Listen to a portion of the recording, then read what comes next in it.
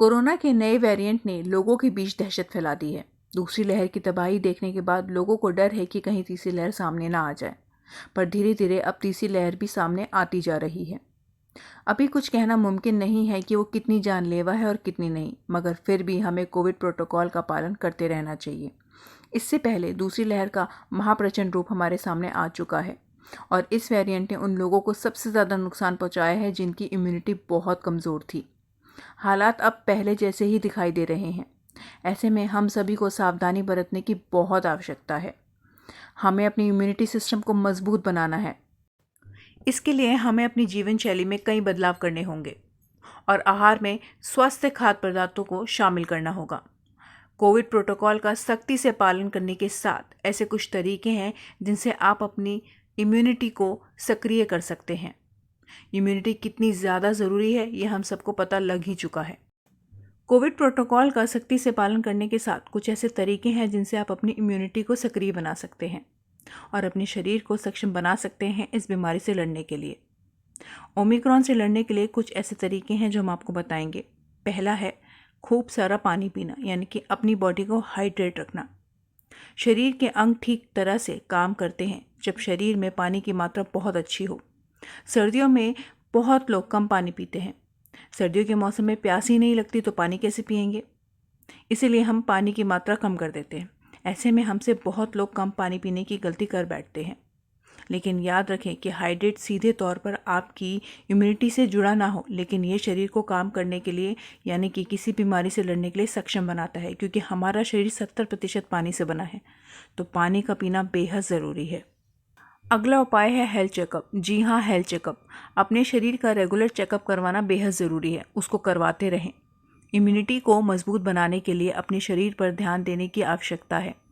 शरीर में vitamin D, calcium, iron का स्तर जांचने के लिए हेल्थ चेकअप ज़रूर करवाएं। खराबी मिलने पर आप इसके अनुसार इलाज करें और उसी के अनुसार अपनी डाइट प्लान करें। अगर आपका विटामिन डी, कैल्शियम, आयरन ये बेहद ज़्यादा कम है तो आप इसकी सप्लीमेंट भी ले सकते हैं डॉक्टर की सलाह पर। आपके शरीर में जब विटामिन डी, कैल्शियम, आयरन जैसी चीज़ें कम होती हैं तो आपका शरीर और भी ज़्यादा कमज़ोर हो जाता है और जो बीमारी का असर आपके शरीर पे 1 या 2% होना होता है वो 80 या 90% हो जाता है, जिससे आपको सबसे ज़्यादा खतरा होता है।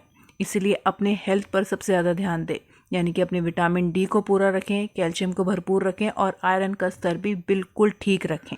अगला उपाय है तनाव से दूर रहें। तनाव सीधे तौर पर अपने इम्यून सिस्टम से जुड़ा होता है। कई अध्ययनों से ये बात सामने आई है कि तनाव के स्तर में वृद्धि और चिंता आपके शरीर की इम्यूनिटी को कमज़ोर बना देती है। ऐसे में घबराएं नहीं और ऐसी एक्टिविटीज़ में शामिल रहें जिससे आपका तनाव कम हो सकता है। अगला उपाय है अपनी नींद खराब ना करें। अध्ययन में सामने आया है कि खराब नींद के कारण इम्यून सिस्टम पर गहरा असर होता है और कई स्टडीज से सामने आया है कि नींद का सीधा संबंध इम्यून सिस्टम से ही होता है। इसलिए यदि आप ठीक से सो नहीं रहे हैं तो इसे ठीक करने की कोशिश करें। यदि इसके बाद भी आपको नींद ना आए तो डॉक्टर से संपर्क ज़रूर करें और आपको करना भी चाहिए, ताकि आप इस कमी को पूरा कर सकें और अपनी नींद को भी पूरा कर सकें। इम्यूनिटी स्ट्रॉन्ग करने के लिए आपको अपनी नींद पर फोकस करना बहुत ज़रूरी है, तो आज ही से इस पे काम करें। अगला उपाय है हेल्दी चीज़ों का सेवन, जैसे कि फल हो गई, सब्जियां हो गई, ड्राई फ्रूट यानी कि नट्स हो गए, बीन्स यानी कि फलियां हो गई और सीड्स हो गए। जैसे खाद्य पदार्थ पोषक तत्वों से भरपूर होते हैं।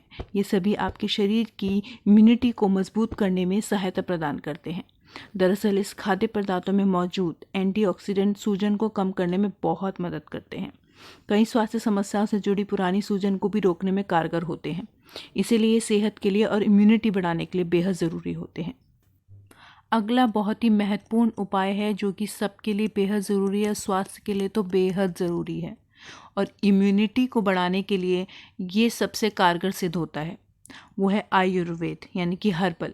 आयुर्वेद का लाभ लेना बेहद ज़रूरी है इस कोरोना काल में। इम्यूनिटी को ताकतवर बनाना आपकी जिम्मेदारी भी है और आपकी ज़रूरत भी है। इसके लिए आयुर्वेद का सहारा ले सकते हैं आप। अपने नियमित आहार में इम्यूनिटी बूस्टर जैसे अश्वगंधा, गिलोय को शामिल किया जा सकता है। इसके साथ दिन में एक बार तुलसी या फिर अदरक की चाय ज़रूर पिएं।